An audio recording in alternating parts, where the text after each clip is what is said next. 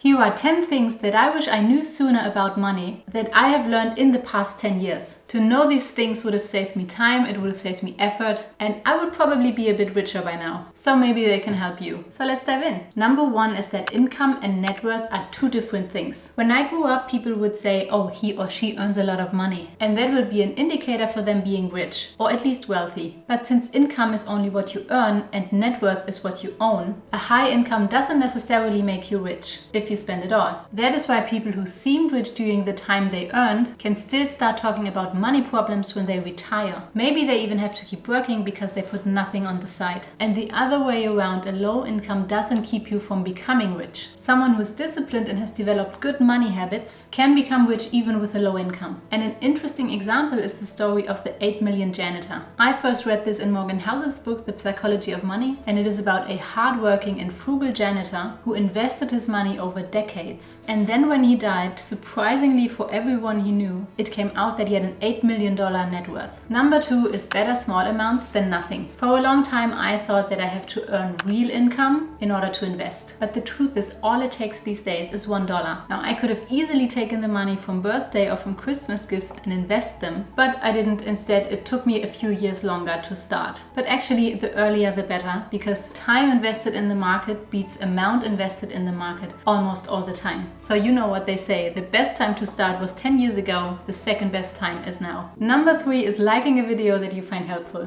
Okay, no, that's not number three, but I would appreciate it. Number three is the financial situation of today is a result of your money habits in the past, because the difference in being wealthy and in being broke comes down to habits in spending, saving, and investing. Now, how habits in general compound over time you can read in this book, James Clear, Atomic Habits. Great book. I already made a video about it. I'll link it here somewhere so you can watch it later. And the point is that building good money habits now will set you up for wealth in the future. Although I also do think that it's important to find the right balance between spending and saving, because we never really know how much future we actually have. Number four is wealth is what you don't see. And this is a quote from Morgan Housel's book, The Psychology of Money. And what it means is that people can seem rich because they drive expensive cars and they wear expensive clothes. They go on glamorous vacations, but they can still have a negative net worth. Of course, they also can have a very high net worth. And the other way around, people can look poor and still have millions in the bank or in their portfolio. The thing is that we can't see it. That's why I think it's so important to talk about money, because otherwise there's no way we can find out about those things. Number five is investing isn't that complicated. Like everything in life, investing is figure outable.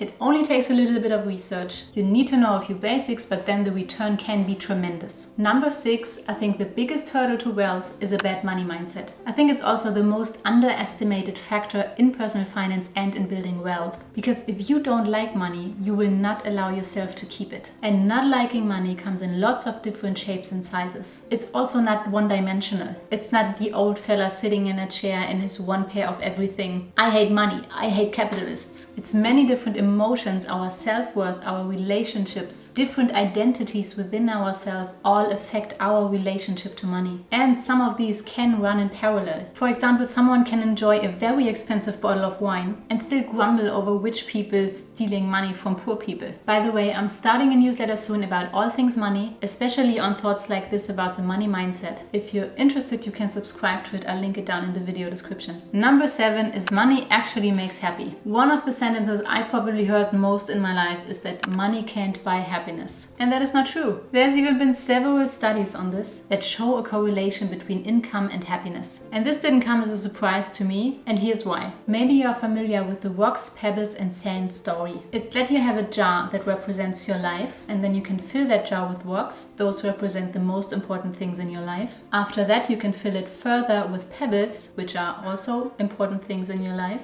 Then you can keep filling it with sand, which then should represent the less important things in your life. And the initial point of that story is if you keep filling your jar with sand, there will not be enough space for the rocks. Let's say the rocks are not the most important things in your life, but they represent your problems. And money problems can represent a huge rock in people's lives. And if you're able to put that rock out of the jar, you have so much more space and mental energy to concentrate on the other problems of your life. And then you can use your time and your energy to resolve them instead of your money problems. So then it's not surprising that more money leads to more happiness. Number 8 is there are many different ways to become a millionaire. I say millionaire because, it's the most representative word of wealth that everyone understands and has a nice sound to it. When I started on my journey to financial freedom, I soon learned that you have to start a business to achieve that early, or make a lot of money in a short amount of time. And this is true in many cases, but it's not true for all the cases. You can also make tons of money while being employed, and I call these different ways of becoming a millionaire the millionaire matrix. You'll find a link up there if you want to check it out later. Number 9 is there's a lot of bad advice out there, and one truth that I discovered over time, and you hopefully will also discover it, is that not everyone is smarter than you, even if it seems like it. And the thing is that all kinds of different people will start giving you advice of what to do with your money. And this might be people around you, like family members, friends, colleagues, and they being broke themselves. This can also be financial advisors who have a monetary interest in giving you advice of what to do with your money, especially when they give it away for free. So it's important to be careful who you listen to. And one of the ways to handle this, and is also how I handle it, is to only listen to people who are already there where you want to be. And number 10, being good with money has nothing to do with intelligence or education. This one is also from Morgan Housel, and it's coming back to the example with the janitor, because it was obviously someone without a college degree, without experience, without connections and so on, and he still managed to accumulate such wealth with a low income. And like number 1 and number 3 we already talked about, it just comes down to your habits and how much of your money you keep. If you now want to hear about some bad money habits that you want to avoid, you can watch this video next. Thank you for watching, and I hopefully see you there.